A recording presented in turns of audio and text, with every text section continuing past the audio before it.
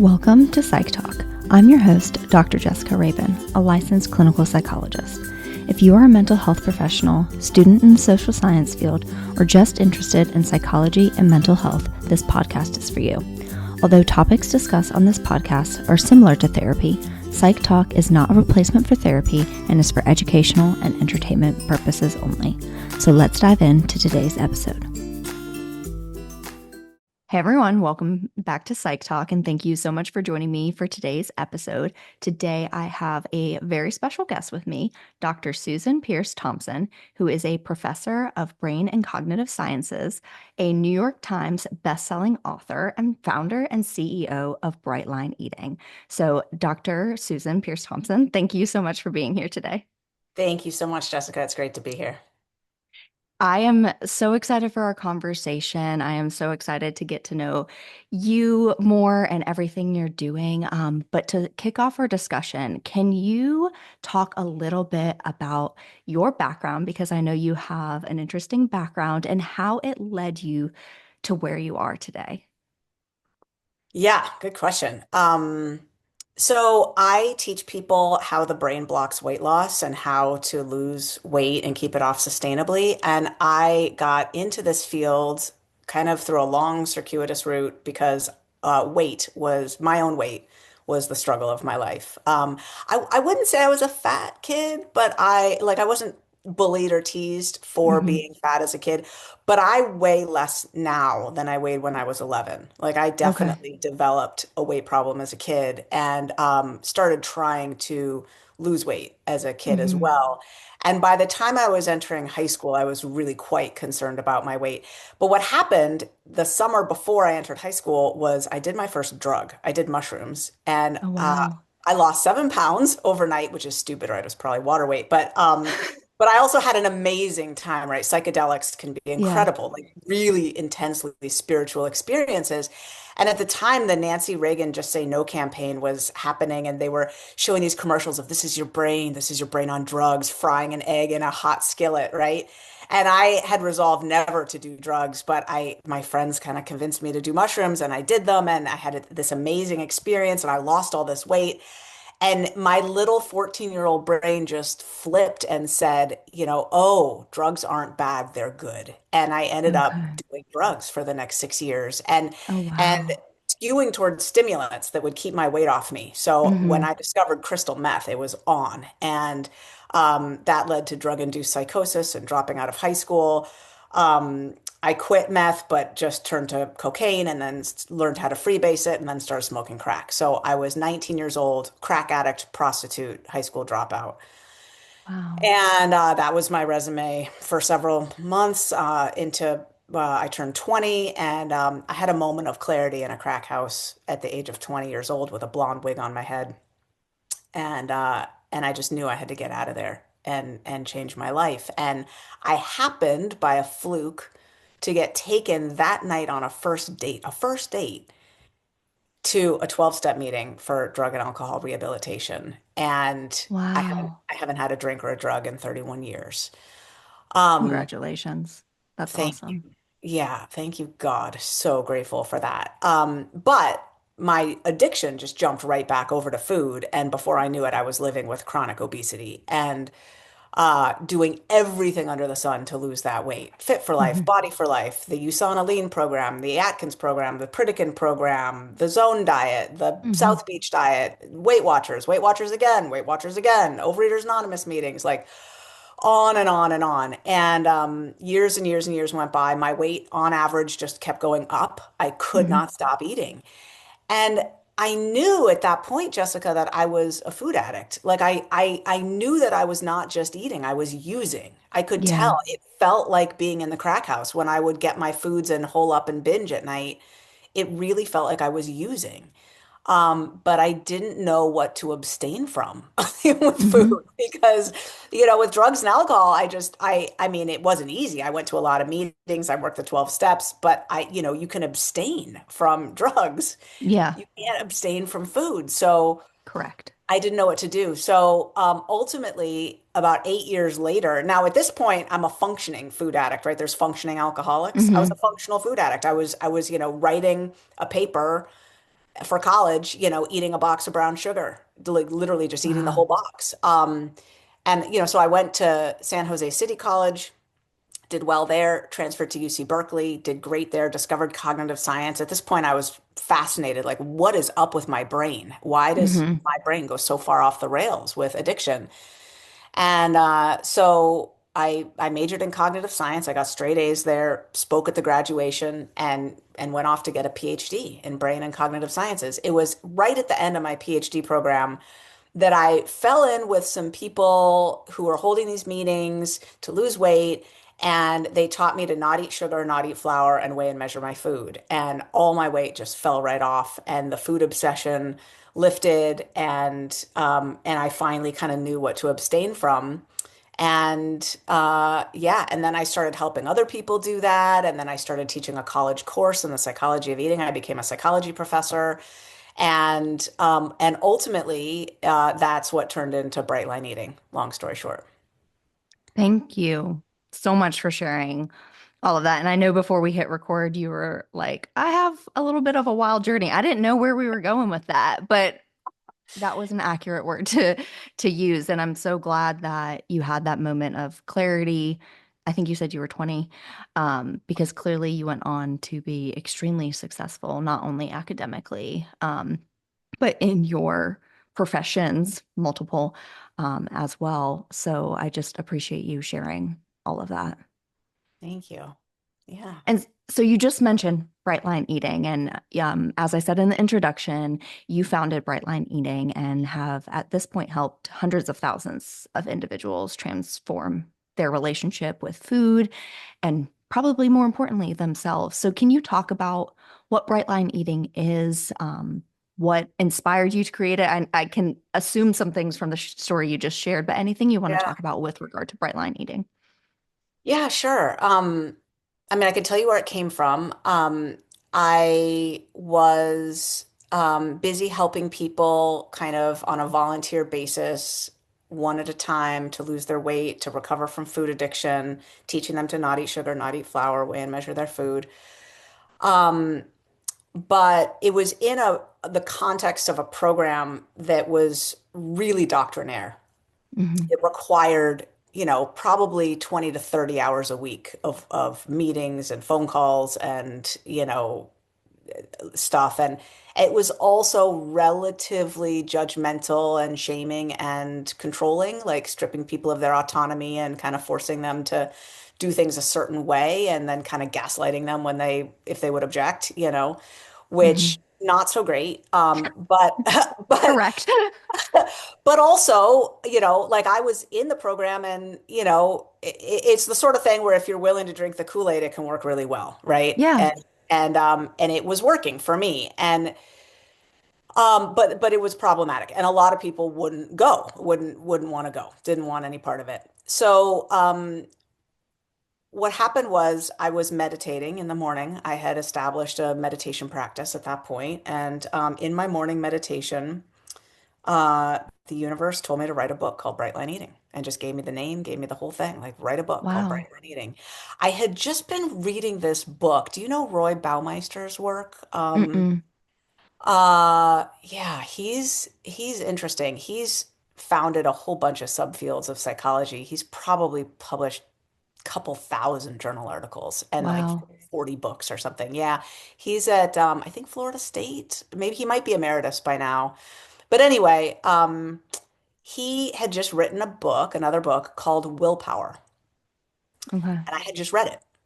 And at the end of the book, he's talking about sobriety and AA and how he's talking about Eric Clapton's sobriety, and he uses this term bright lines. And he said bright lines are a legal term. Hmm. A bright line is a clear, unambiguous boundary that you just don't cross. And in the legal world, you apply a bright line standard to get clear, predictable results in certain circumstances every time you apply the bright line rule. And he said, Eric Clapton's sobriety started to work because he had a bright line for alcohol. And then Roy Baumeister says, bright lines are really helpful for problems of temptation and willpower, but they clearly won't apply to all circumstances. A dieter cannot abstain from all food. Hmm. And at this point, I'd been abstaining from sugar and flour for Yeah. like 8 years or something. And I just thought, oh no. I mean, if Roy Baumeister has this misconception, I mean, I used to have that misconception too. You have to eat to live. Yeah, but you don't have to eat donuts to live, right? And actually, sugar's not a food group. Like a lot of people in the eating disorder world, they're like, you tell people to abstain from whole food groups. And I'm like, well, no, not exactly. Sugar's not a food group. So I had read this book, and that paragraph had percolated and stewed in my brain. I can't tell you, Jessica, how much longer after that this morning meditation session was, if it was, a week or a month or Hmm. 3 months afterwards, but at some point this message, write a book called Bright Line Eating, came to me, and I, because I'd read that book, I knew what that meant. I knew what bright line eating was. Applying these bright line rules to food: no Hmm. sugar, no flour, eating only meals, not grazing or snacking, and then bounding your quantities, either with a digital food scale or like, just a one plate of food, no seconds rule or something like that. And I I resolved to write this book. Now, in that meditation session, I could feel or see, I guess I could see in my mind's eye, the book being on the New York Times bestseller list, me being on the Hmm. Today Show talking about it, the book having impact in the world, helping people to understand that what's undergirding the obesity pandemic is actually a driving addiction, that this is addiction, not just, slovenliness or Hmm. slothfulness or, not caring about one's health or lack of education or anything like. People know what to eat and not to eat. People are not unclear. Blueberries, yes. Double stuffed crust pizza, no. Like we know, right? We know. Hmm. Um, so anyway, um, I started writing a book proposal, and Hmm. I got quite a bit of the way through it. And I got to this, I'd gotten myself a book at Barnes and Noble called How to Write a Book Proposal. And I was like up to chapter 13 or something. And the chapter was called Your Platform. And it said, I'm going to be blunt. You're not going to get an agent and a publisher as a first-time author unless you already have a following. Hmm. So this is the part of your book proposal where you talk about your podcast, your Hmm. speaking circuit deals, your email list, your social following. Like you need to have a following in advance. So now I'm Googling, what is a platform? How do I build a platform? And by Googling that, I guess I got into some vortex where I started to get these ads for this guy, Jeff Walker's book launch, which was all about how to build an online following Hmm. and how to market your products and services online. And I just wanted to, at this point, grow an email list because I had two kids at this point. I was married. I had twins who were 5 and a Oh, baby wow. who was 2. So my kids were 5, 5, and 2. I was now the assistant chair of the psychology department. I was teaching, I was doing research. Like I did not have any extra time. Yep. Writing this book proposal was already getting me up at 4:25 in the morning, and I was writing from 4:30 to 5 before I meditated from 5 to 5:30 before I got on the phone in 15-minute increments and took people's food commitments, so that they Hmm. could. Anyway, um, so now I'm thinking, oh, fuck, I gotta start an email list too. Yeah.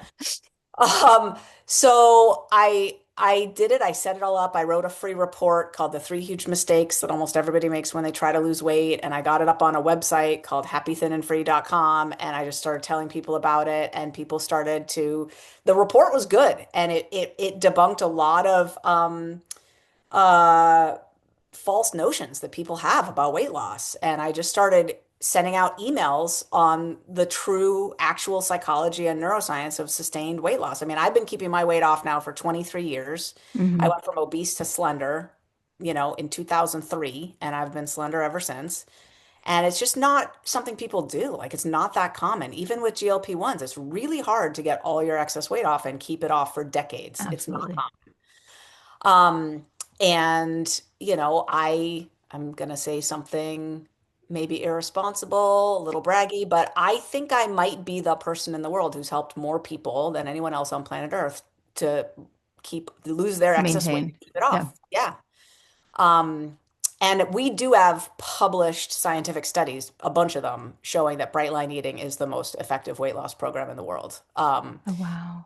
Yeah, and anyone can look at our research and fight me on that, but send me studies. I've combed the literature. I do not see any other studies that show the kind of numbers that we have long term. Hmm. We beat out Ozempic long term. So anyway, yeah, I think that's pretty much it. I mean, bright line eating is like, yeah, there's, I mean, 115,000 people have gone through our programs now. Yeah. We have online courses. Oh, what happened was people started to write me back. Like I was sending out these emails and they would hit reply and they'd be like, okay, well, how do I know if I'm a food addict? Is there a quiz I could take? Hmm. Or, okay, don't eat sugar, don't eat flour. How do I eat out? How do I travel? How do I feed my kids? Is it bad if they eat flour? My kids live on crackers, it seems like. People had all these Yeah. questions. And I tried to just send them to the 12-step program that I was going to at the time. And no, they didn't want to do that. They're like, oh, no, no. Yeah. And I had experienced that with my students in the psychology of eating class. Nobody wanted to go to that program. And so I finally, kind of felt like my arm was twisted behind my back, to be honest. I finally started a course, the Bright Line Eating Boot Okay. Camp in 2014, Okay. because their questions were predictable. How do I Hmm. eat out? How do I travel? How do I feed my kids? Once I've lost my weight, how do I transition to maintenance? Um, and I was a college professor and I was already teaching some of my classes online. I was like, these people need a course in this. Hmm. And so I created a course. And what happened was it took off so dramatically that within a year, I couldn't be a professor anymore. I literally had to hand back tenure.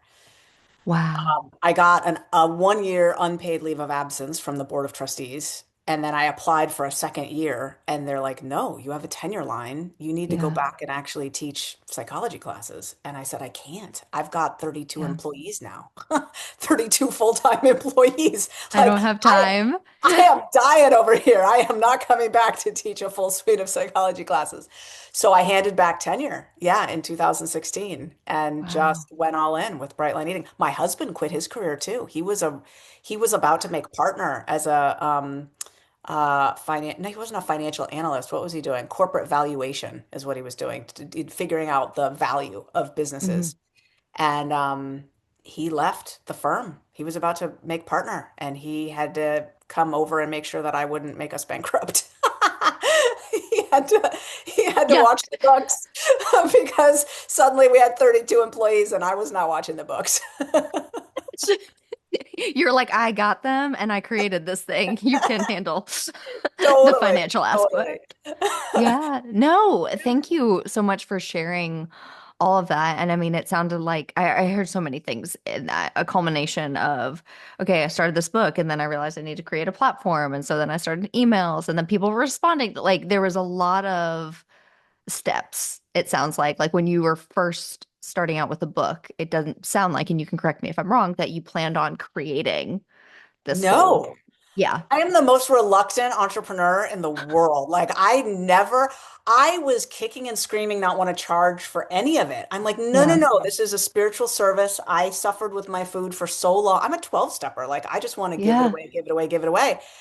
And my husband's like, what about this $5,000 credit card bill you've charged up for your lead pages and your AWeber yeah. email list and your, blah, blah, blah. And I'm like, You can take care of that, right? yeah, he's like, Yeah. and how many people do you think you're going to be helping? I'm like, millions. And he's like, well, then results depend on means, Yep. right? You're going to need, a budget and a staff. And I'm like, oh, wow. Yeah, no, it was so organic. It just all Hmm. happened. I mean, really, really the need in the world created Bright Line Eating. It's so Hmm. like how like I guess in chemistry class or something you learn that like if there's not many molecules someplace, there's a vacuum, right? Hmm. That it sucks it from somewhere else, right? There was this gap in the Hmm. world. Nobody was teaching people how to effectively lose their weight if they had a highly addictive relationship with food. Hmm. And I just started telling them the truth. Like, no, you're not going to be able to eat all foods in moderation. Like, how does that work for you? When you try to eat one piece of pizza, how does that go? They're like, I Hmm. can never do it. I have two, I Yeah. have three, I have five, I have the whole pizza. and it's like, yeah, you got to stop running that experiment. It Hmm. doesn't work, right? Hmm. Nobody was giving people the straight dope about what was real and true. And at first I was like, I can't tell people that. You can't eat sugar, you can't eat flour. I mean, I never tell someone they can't. I'm like, my Yeah. God, if you want to sit on the couch and eat ice cream and pizza, pick your hard, right? That life Hmm. has some hard aspects to it. But if you actually really, really, in your heart of hearts, want something different for yourself, I'll tell you how to do it. Hmm. Just like quitting smoking, it gets easier after a while. You don't forever crave a cigarette. You crave it for a few months or Hmm. a few days or weeks, depending on how intense your resolve is. Some people kind of, when they're done and they turn a page and there's something deep inside that, like, no, they just move on. For other people, no, you pine for it for a few months. But, you know, I wouldn't still be doing this if I was pining for dessert every day. I'm not, Hmm. you know? Yeah. Yeah. Well, and I think a few things that you've brought up that I feel like is missing a lot when it comes to more bad diets, which you have clearly listed, you tried pretty much them all, is the addiction component. Like Yeah, people aren't addressing, like like you said, it's not just people don't know what to do or need to be guided, or it's like a failure on their part. It's like, I mean, you have the lived experience with this, the yeah, cravings, the addiction cycle. And also, you mentioned when talking about bright line eating, like all the research that you also have gone into it, because I think a lot of times, especially if things are kind of trending, like they pick up trends, the research isn't always there, or is, from my experience, and you can tell me if I'm off base on this, it's very similar regardless of what the program is. It's it like is. calories in, calories out, or like we followed these people for 12 weeks and that's what they did. Yeah, yeah, Done. and the data are shockingly similar, actually. It's interesting. You Okay. could look at high carb, low carb, zone keto Atkins, Weight Watchers, Noom.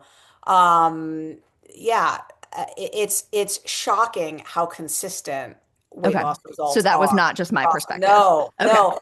And I'll tell you what it is. It's like people are going to lose, 5% of their body weight, plus or minus two, in the first couple months. And then at a year, probably no more than that. I think SlimFast has some data showing us a little uptick beyond that.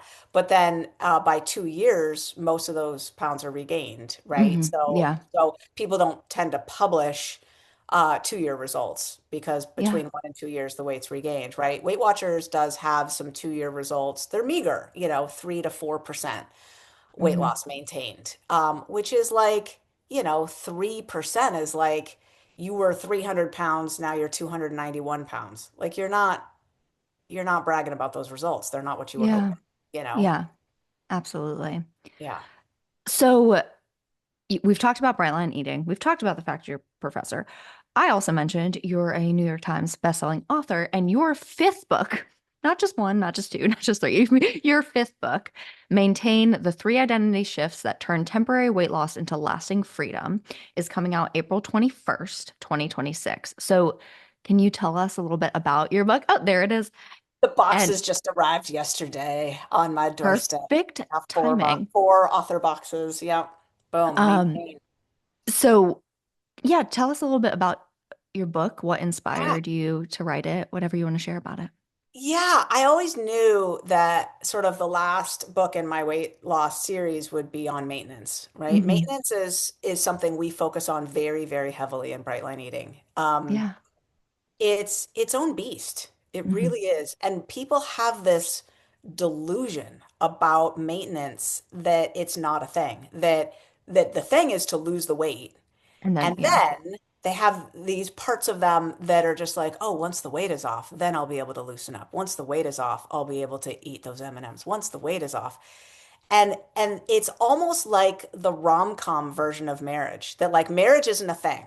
What's a Hmm. thing is finding the person, right? Yeah.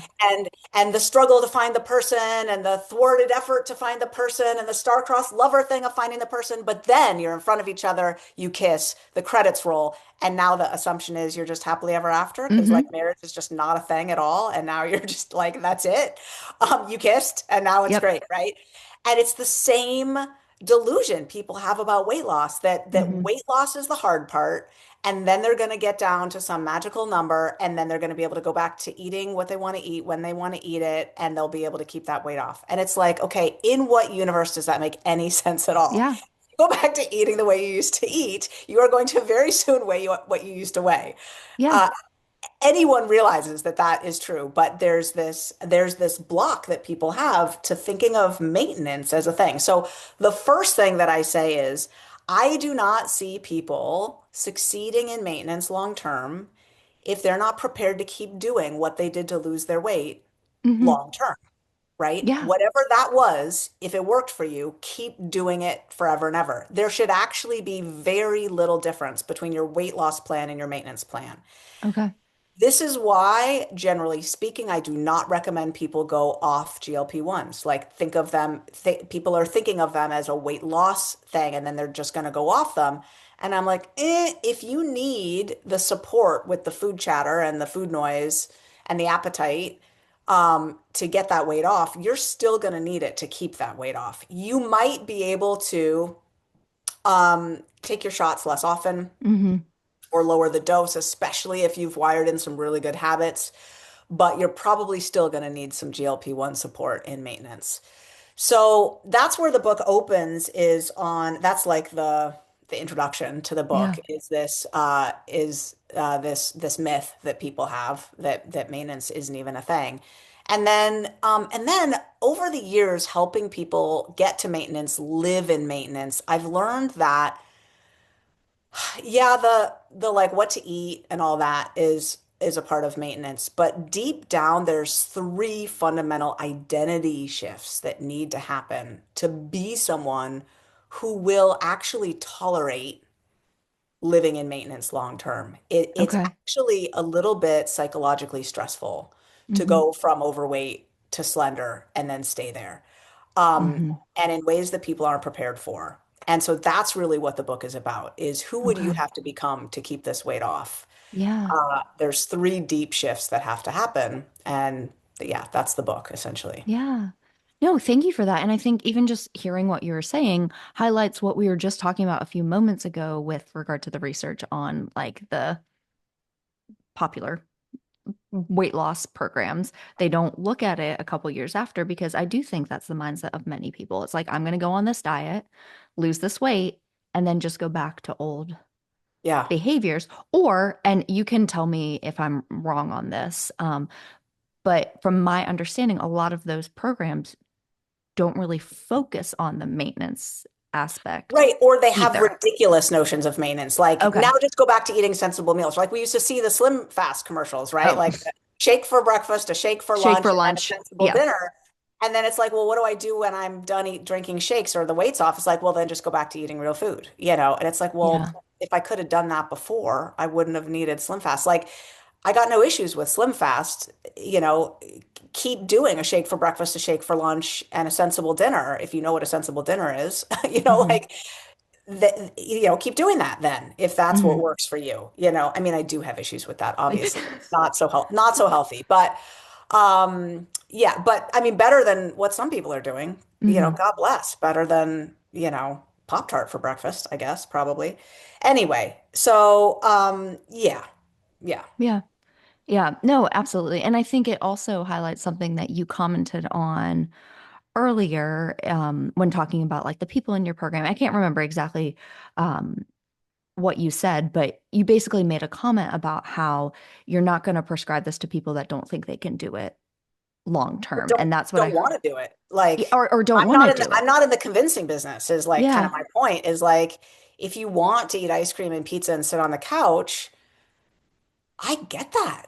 Hmm. Like it's comfortable to have a Yeah. long day of work and then sit on the couch and order takeout and just not worry about it. And okay, so you put on some weight, your knees hurt. Okay, now it's type 2, pre-diabetes.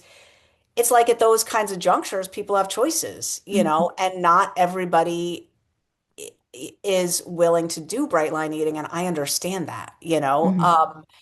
The reality is we're caught, but between a rock and a hard place. We Hmm. live in a terrible food environment. Yeah. And some of us have genes that really predispose us to sock on a lot of weight in this current food environment. I mean, Hmm. we would have been the ones who would have survived, Yeah. preferentially, 20,000 years ago. But in this food environment, we're gonna, gain weight and develop chronic disease. So, I get it. If somebody's like, no, I don't want to do that. I'd rather just take my comfort in food. I get it. I always say I'm not in the convincing business. There is a Hmm. slice of the population that is dying for what I offer, that Yeah. wants a solution that works and is just like, I don't care, Dr. Thompson. I will eat shoe leather and stand on my head in the corner. You just tell me what to do, Hmm. And but what they find is that the food is actually delicious. It's actually abundant. It's actually a pretty simple plan. It's actually pretty doable, and they fall in love with it pretty fast. And then they sing the praises of Braille eating. They're stoked, Hmm. but it's not for everybody. And I don't Yeah. think everybody needs it. Not everybody wants it. Not everybody needs it. That's totally fair. Hmm. But like you were saying, like we all have choices. It's a choice that Yeah. people can Yeah. follow bright line eating or they Yeah. can do Choose your hard. something Choose else. your Yeah. hard. There's Yeah. there's hard aspects of all the paths. Absolutely. Absolutely. So, what are some misconceptions when it comes to lasting weight loss? So, we're kind of talking about like the maintenance aspect Yeah. of thing, but yeah, maintenance, lasting weight loss, however you want to word it. What would you say some of the common misconceptions are? Yeah, I'll give you the three identity shifts, and then I'm going to jump right to the third Perfect. one because there's a misconception there that leads to the third identity shift. The three identity shifts are you've got to be devoted, resourced, and liberated. So Okay. devoted meaning you're devoted to your plan. It's like you become Hmm. a vegetarian, right? Someone who's devoted to not eating meat, but maybe Yeah. your plan is whatever it is. I mean, I don't know. Your plan could be Weight Watchers and CrossFit, whatever. You're devoted, Yeah. but when people say diets don't work, you have to change your lifestyle.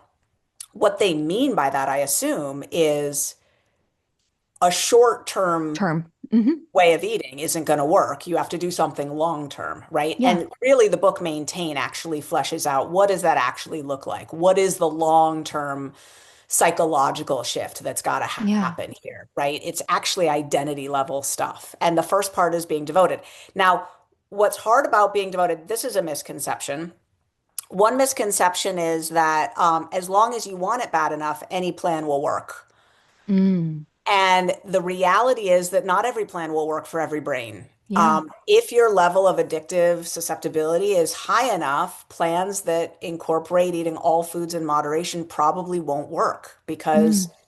you actually can eat those sweetener laden bars or shakes, Hmm. without it triggering cravings and obsession that's going to lead you to overeat now or Yeah. later or whatever. And it's not sustainable. So you're going to need to strip the sweeteners out of your plan in order to get peaceful enough to be able to stick with something. So the first thing I recommend people do is they take a food addiction quiz, Okay. which you can just take at foodaddictionquiz.com. And it's 5 questions. It's so short and simple. And it just gives you a number from 1 to 10. Hmm. 10 being high. I'm a 10. Hello. So one time in life, it's not good to be called a perfect 10, but I am a 10. And if you're 8, 9, or 10, Hmm. 7 even maybe, you're gonna need some pretty intensive a program that's really designed for your brain, Yeah. basically. If you're 1, 2, 3, 4, now you have room to, you Okay. probably could do, Weight Watchers, Zone, use MyFitnessPal to track your calories, that sort of thing. Hmm. Though, like you have more options if you're Yeah. 1, 2, 3, or 4. 5, 6, you're gonna probably, if you're a 5 or a 6, 7, 7 starts to get problematic. I'm going to put 7 with the high. Okay, Okay. 5 or 6, you're going to probably need strategies like I don't keep certain foods in the house because if Okay. they're there, I'll eat them. But you're not the type who would then, get dressed in a snowstorm to go get that pint of ice cream, right? Okay. Although it's gotten trickier with DoorDash and, Grubhub, Hmm. right? You can just open your app and get stuff delivered. So it's a little trickier. Okay, so that's one misconception. Resourced, the second identity shift is all about people are using food for so many functions now, right? Okay. Entertainment, Yeah. relief from boredom, stress relief, comfort, all these things, right? So to be someone who succeeds with maintenance long term, you're going to need to develop coping strategies that aren't eating, basically. Yeah, And absolutely. that's the second identity shift is basically I am someone who does my inner work. I Hmm. am someone who doesn't just use food as my go-to strategy, Yeah. when life gets lifey. Okay. The third strategy or the third identity shift is you've got to be liberated. Now, this is a misconception. People who have just been dying to get this weight off their whole life, years, they'd want Hmm. nothing more than to get this weight off. They think they're ready to be liberated. Okay. They think they're ready to have the food and weight problem behind them. Like, if something could just work, please, I would do nothing before I would just walk into the sunset, shedding off the coat of the food and the weight struggle into the wind, my hair flying behind me, and just walk forth as a free person, right? Here's what I actually see. Not everybody, but a significant number of people. I solve the food and the weight problem for them. Bright line eating solves it, Hmm. and they take it back to them. They take it back. And here's what's going on. They're not ready to be liberated. Why? Because, okay, quick story. I used to teach the psychology of eating. Hmm. 30, 40 students in that class. Almost all of them had food issues. Not all of them had weight issues yet, but they're 20, right? But Hmm. almost all of them had food issues, food addiction issues. I'd draw a big circle on the board. I'd say, hey, everybody, this circle represents your life. Hmm. Everything you think about, everything you focus, every nanosecond of a minute you spend on anything, everything you do, everything you think is in this circle represented. It's a pie chart. Shade out for me the proportion that represents your focus on what you've eaten or not eaten, whether you're on your plan or off your plan, how many miles, how many calories, how many pounds, all the food, the weight, the Hmm. exercise, all of it. Okay, at this point, someone bursts into tears and says 95%. Yeah. Most of them shade out 50 to 60 to 70%. I was gonna guess 70 was gonna be my guess. Yeah, right? That's, the average person who's dieting, which is a third of the adult population in the United States, is trying 4 or 5 new attempts each year. They're either Yeah. dieting or they're falling off their diet or they're restarting a diet all the time. And they've been doing it for decades. Hmm. Okay, so let's take that 50 to 70%. Now, in bright line eating, the people who are liberated, the people for whom the weight problem has been solved through bright line eating, now they're working a bright line eating program, which means they've probably learned to meditate. They probably have bright line eating meetup groups they're going to on a regular basis. They have buddies that they're talking to or texting to. They're writing down their food the night before. They're making sure they eat only and exactly that. They're doing some food prep. They're doing some grocery shopping. All of that, they will tell you, takes up 15%. 10, Okay. 10 to 20% of their bandwidth, plus their exercise that they're doing, 10 to 20%. Okay. 10 to 20%, 50 to 70%. That's a big reclamation of Yeah, bandwidth, of real absolutely. estate in your mind, your life. Now, we're all so busy, we might say amen and hallelujah. Give me that time and focus back, baby. And I was Hmm. stoked about it. I mean, it's how I've written 5 books and I'm working on my sixth, right? Like, it's a lot of time to get back. But if you have a marriage that you might need to leave if you actually woke up and focused on it, if Hmm. you are heartbroken because you never developed a career that really is a good fit for your gifts and talents and capacities, if you have strained, torturous relationships with kids that won't speak to you anymore, I could go on, right? Hmm. It might actually be really hard to put real life into that space. And it might Yeah. be a lot more comfortable to keep yourself hovering in a state of finish line anxiety, thinking about the last 5 pounds, the last 10 Hmm. pounds. You went out to a big restaurant meal, your food, your weight is 2 pounds up. Now you're going to shave a little bit out of your lunch so that you can get it down. And you're focusing on that over here so that you don't have to focus on everything else. So the game with being liberated is to put enough life into the free space Hmm. Yeah. so that you can tolerate actually moving past the food and the weight struggle. Yeah. No, thank you so much for sharing that because I do think there is this. mindset out there, and I'm going to ask you about mindset here in a minute, that like if I just lose the weight, I'll be happy. Right. And I mean, I'm sure you've heard it way more than I do, or if I just it's the weight that's making me unhappy. Yeah. And like, yes, if 70% of your brain power is focused on food and calories and things like that, like, yes, that is exhausting. But what I was hearing in all that is there's a lot more that may be going on, at Yeah. least when we talk about happiness. And so the fact that some people, okay, they can lose the weight, but if now the things that they have the time and energy to focus on don't bring them Yeah. happiness, and that's hard, and we don't like to face hard things as humans. Like we don't. It's uncomfortable.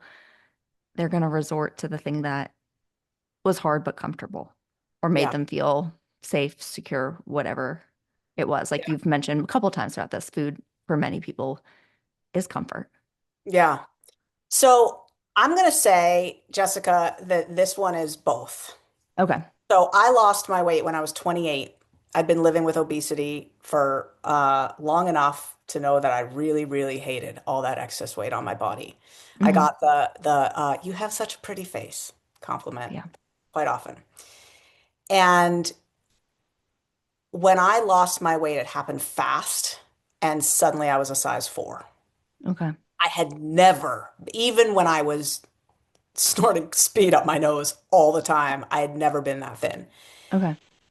Uh, I will not lie. I felt like Walt Disney himself came Hmm. down and, tapped me on the forehead with a magic wand and walked me personally over to Cinderella's castle and shepherded me up the front stairs Yeah. to live there with Flora and Fauna and Merryweather. And now I'm mixing movies. But anyway, yes, It's fun. um, I was blown away by how much I loved being in Hmm. a thin body. I had looked at thin women my whole life thinking that they were living some charmed existence that I was deprived of. And when I became thin, it was like, oh yeah, this is really good. I really, really like this. Um, and yeah, my shit still stank. Hmm. My husband and I still fought sometimes. My, dissertation was still hard to wrap up and finish. And and now, okay, I've been a size 4 for 23 years and I appreciate it.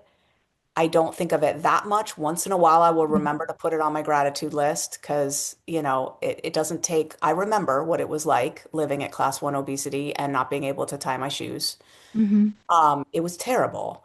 Um, but yeah, it's both and. Like, Hmm. yes, it's pretty great to lose weight, and no, it doesn't really solve anything else. But if you do it the bright line eating way, what happens is every day that you're losing your weight, you're doing it honestly and fairly, and you're forced to learn new coping strategies. Because if you're Hmm. not going to turn to food, now what? I used to eat Yeah. over this. What do I do with this feeling? And so you become a more resourced person every day that you're eating this way. And that ends up being the biggest gift. The Hmm. friends that you meet, the meditation practice you develop, the gratitude habits you develop, you end up feeling blessed in your life because of all the coping strategies you Hmm. build and the ways you become just a more flourishing person. So Yeah. Yeah. No, I love the both and I think there's a lot of things in life that are both and. And we need to yes, all be using that a lot more. dialectical thinking. Yes, exactly. So you just talked a lot about like coping skills. You've mentioned it through our conversation. You mentioned gratitude, meditation. Sounds like social support, even though you didn't use that term, but like Yes. friendships, relationships. Like what other coping skills and mindset shifts do you either teach the clients you work with or have you noticed are essential for maintaining this weight loss, particularly if it is somebody that struggles with food addiction? Yeah. Well, it's what we're all about in Brightline. I mean, there's gajillions of them, but I would say, yes, social support is key. And this is, Brightline Eating has a lot of opportunities to connect up Mhm. socially. And we have people who lurk and linger in our community, but never really connect up. And typically what happens is they find that they can't stay bright and it doesn't really they Hmm. don't get the traction that they wanted, and then eventually when they become willing to actually do the work to make the friends and join the groups and really buddy up, partner up, we have I don't need to like lingo drop, but mastermind groups and Gideon games teams and buddy relationships and guides and all sorts of ways for people to connect with each other, study buddy groups, meetups. Anyway, it goes on and on. And, things geared more for introverts, more for extroverts, fewer relationships that go deeper or bigger groups of people for the extroverts or whatever. Hmm. Typically, when people connect up socially, that's when the magic happens. And that's when they find that they have the sufficient substitute for whatever it was that food was providing for them. They get it Hmm. through social connection.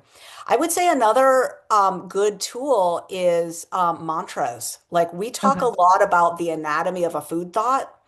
We Okay. talk about how a food thought will, after the first maybe 3 or 4 or 5 weeks of detox, food thoughts typically arrive lightly, like a Hmm. dragonfly, kind of alighting on your shoulder. And if you turn toward them, fondle them, nurture them, give them any energy, they grow into dragons pretty fast. And suddenly you're hatching a Okay. plan. So we teach people the skill of swatting off a dragonfly fast with a firm mantra, Okay. that's not my food, that's poison to me. Or none today, maybe tomorrow. Or just for today, I don't eat that. Or whatever. Like we have whole PDFs with like lists of mantras, and you can pick one that you like or whatever. But like mental fortitude is an important piece, if you let your mind linger on food thoughts, Hmm. typically it doesn't go well after that. Yeah. No, absolutely. And I mean, I think that goes back to what you were just sharing of the individuals that spend 50 to 70% of their time thinking about food, weight, calories, exercise, things like that. I would imagine that a lot of that is the food thoughts lingering and then they're ruminating Mhm. on those thoughts, or they're thinking about how do I not give into the thought, or why does this thought keep coming up? Should I just do it so the thought goes? And like we know when we're ruminating on things, like our brain is consumed and we Yeah. can't do what we probably want to be doing Yeah. instead. Yeah, totally.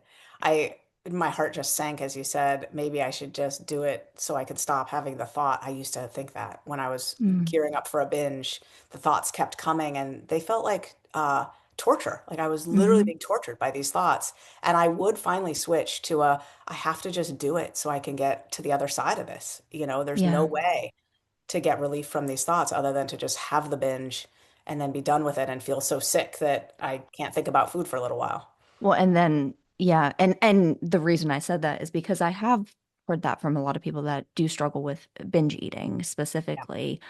But then that, yeah, okay, now the food thoughts have gone away, but they're replaced with other thoughts of guilt, shame, physical discomfort. And Yeah. then I mean, it's a cycle. You know better than I Yeah, do. I do. It's a I used to cycle. have a clinical binge eating disorder and bulimia and the whole 9 yards, all of it. It's awful. It's awful. Yeah. Yeah. Mhm. So I know we could talk for hours upon hours. But we are getting close to time and I want to be mindful of your time. So, we've covered a lot here. We've covered, your personal story, what bright line eating is, some of those coping skills, maintenance, all of that. So if somebody is listening and they're really struggling with their weight, and I really want to focus on the people struggling with food addiction, because I know that is your story, and a lot of people you're working with, and they desire to make a change in a manner that will last, what would you say are just like the first steps to Yeah. take? I would say just one step. Just go to Yeah. foodaddictionquiz.com and take the quiz and Yeah. get a sense. If you're a 7, 8, 9, or 10, now you know. Okay. Now you know that you've got too high a level of food addiction on board to ignore it and be, comfortable mentally, Hmm. physically. Like it's just not going to go away and it's no bueno, like that's something that's got to be addressed. Once you take that quiz, you'll be on the Brightline eating email list and you'll get some free information. Okay. Every Wednesday, I shoot a free and release a free video blog on the topics that we've been talking about here.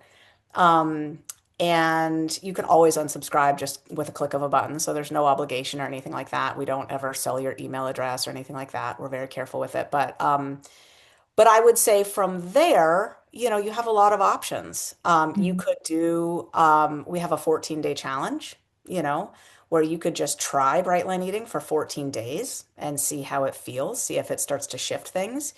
14 days is enough to have a sense at the end of 14 Mhm. days if this is a fit or not a fit.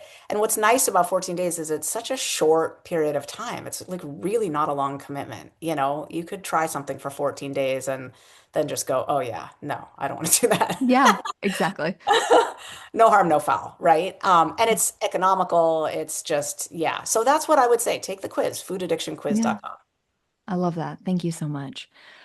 Well, Susan, like I said, we've talked about a lot of things. I'm sure there's so much more we could cover, but as we're wrapping up, is there anything I haven't asked you about that you really want to make sure you say we cover, touch on, or revisit? Maybe something that we touched on, but then you didn't get to share fully what you wanted to share. Any just last thoughts? Yeah, I guess the last thing I would like to say is I'm really open to GLP-1s and how they shift Okay. the conversation moving forward. I'm very pro-choice about them.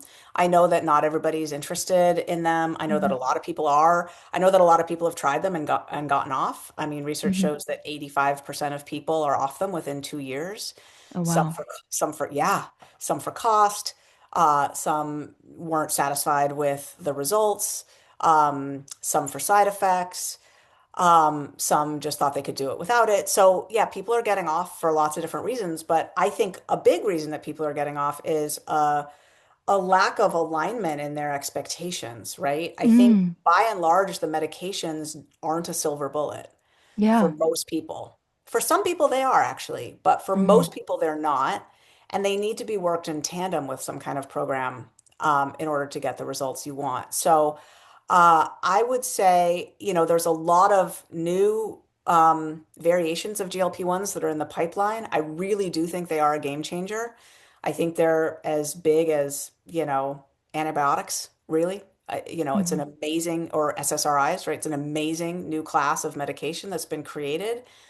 And they have pros and cons. They have a lot of Hmm. pros and cons, but the side effect profile is not that terrible for a Medicaid. I mean, all drugs have side effects, but they seem to actually help with a lot of things as much as they hurt. So I would say, you know, it's worth a whole additional conversation to talk about them, but using them as a tool and assuming that if you need them for weight loss, you're going to need them for maintenance too, and Hmm. using them to help you do whatever program or strategies you were inclined to do, but just couldn't seem to stick with. That seems to be the formula that is the most promising. Hmm. One thing as you were just talking that I was like hearing in that, but also just hearing in our whole conversation, especially with bright line eating, it's a toolbox of tools to Yeah. use. Like, I mean, even just hearing you talk about bright line eating, like you were introduced to this like eating plan of no sugar, no flour, and I was like, the third Right. component, weighing your Yeah. food. But like Brightline is not just that. It's the No. mindset, it's the social support, it's the community. Um, like you said, for some people, GLP-1s can be the silver bullet. For other people, it is a tool to use alongside all of these other things. And I was also thinking it's both and as you were talking about it as well. Like there's going to be, you know, positive things, negative things. And it goes back to the one size does not fit all, like you mentioned earlier. Not everything is going to work for every single person. Totally. And no, I think knowing yourself, knowing what your struggles are, I'm going back to the food addiction. Like, somebody might be listening and be like, I've never even considered that I might have a food addiction. I've always just thought I was lazy, or I'm using all these stigmatizing words that people get labeled with. Yeah. I thought this, they might go to take the food addiction quiz, realize they're an 8, and it's like, wow, okay, that's why X, Y, and Z Yeah. didn't Or work for me. maybe they have an eating disorder. They've even been in treatment And nobody in the eating disorder clinic ever told them there might be a food addiction underlying this eating Hmm. disorder. Like that might Yeah. actually be the underlying thing. And so that strategy that you hear in eating disorder clinics of eat muffins in moderation, it might not work. Yeah. Yeah. No, so I mean, that I guess that's my takeaway from this conversation. The both and it's a lot of components. Not everything's one size fits all. And if you do have a food addiction, your approach is likely going to need to be different than what is being sold to you, not to use that term, but like literally, I mean, because yes, pun intended, Totally. in other ways. So, well, Susan, the last question I ask all my guests is where can people connect with you? Where can people buy your books? Not just Maintain, but the other four as well. And Yeah. anything else you want to share or promote that's coming up. People can find me at brightlineeating.com and books are available everywhere. Barnes and Noble, Amazon. Yeah. Perfect. I love when I have guests and they're like, just go to my website. Everything's there. So I will put that in the show notes of this episode. But thank you so much for coming on. Thank you for sharing your insights and knowledge and your personal experience. I know this conversation was really eye-opening for me and made me think about some things differently. So I just appreciate you taking time out of your day to come chat with me. Thank you, Jessica. It's been really a pleasure. Thank you. And thank you, the listeners, for joining for today's episode of Psych Talk. And I will catch you in the next episode. Bye. Thank you for listening to today's episode of Psych Talk. Please rate, review, and subscribe to the show. And if you enjoyed today's episode, please share it with a friend. Don't forget to follow me on all socials at Jessica Lee, PhD, and the podcast at Psych Talk Podcast on Instagram.